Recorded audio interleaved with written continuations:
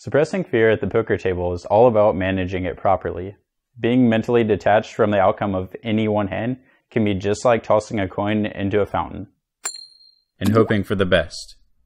Just like tossing a coin, betting your entire stack at once comes with its own set of intentions.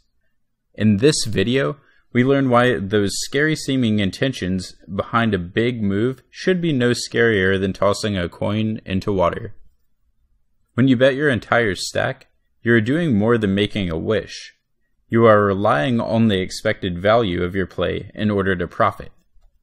Let's use that idea of expected value to make a game tree that describes the possible outcomes of your all-in bet.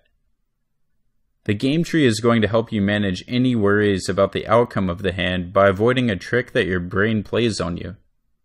That brain trick is called chunking. Chunking is the brain's tendency of interpreting multiple possible outcomes as a single event, like a big all-in bet, for instance. A lot of the time, like when learning, chunking is a good thing, but with big bets, seeing small edges as big risks can hurt your win rate. So definitely realize that instead of one big risky move, you are actually betting on a combination of tiny outcomes, none of which carry nearly the same weight as betting your entire stack. Sound less scary?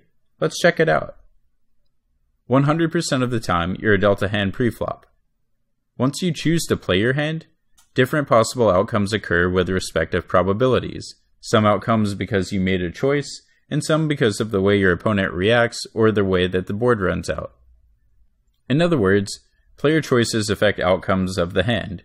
That's a no-brainer, so for your first choice, let's say that you want to fold some percentage of the time in this situation, and let's call that percentage 20% of the time. The hand ends and you lose your small blind, the 300 chips in the pot, all 20% of the time that you fold.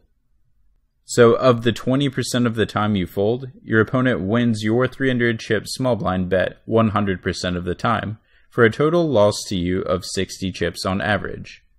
Not very scary relative to your 8,000 chip stack, right? So let's continue. Sometimes you want to raise. With these stacks, you want to move all in rather than make a smaller raise size because a smaller raise size would commit you to the hand anyway. So 80% of the time, all in it is, just like a coin into a fountain, except here you expect a profit on average.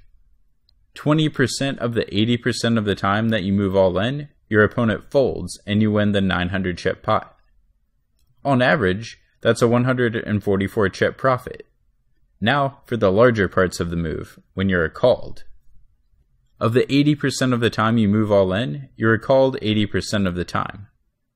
And of the times that you're called, you win the pot, which is 8,600 chips, let's say 50% of the time.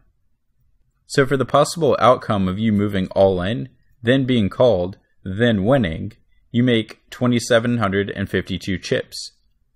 The rest of the time that you're called, you lose your stack that you risk by moving all in, your 7,700 chips that remain. And for that outcome, you lose 2,464 chips. Now that you know the payoff for every possible outcome, you can see how to avoid the brain's trick of chunking. What is actually happening is that there are 4 possible outcomes that add up to the total big move. Each payoff is listed, so you can simply add them up to get the total value of the situation. So altogether, the value of your big move is a win of just over the size of the small blind. One small blind on average for an all-in bet? Not scary at all, right?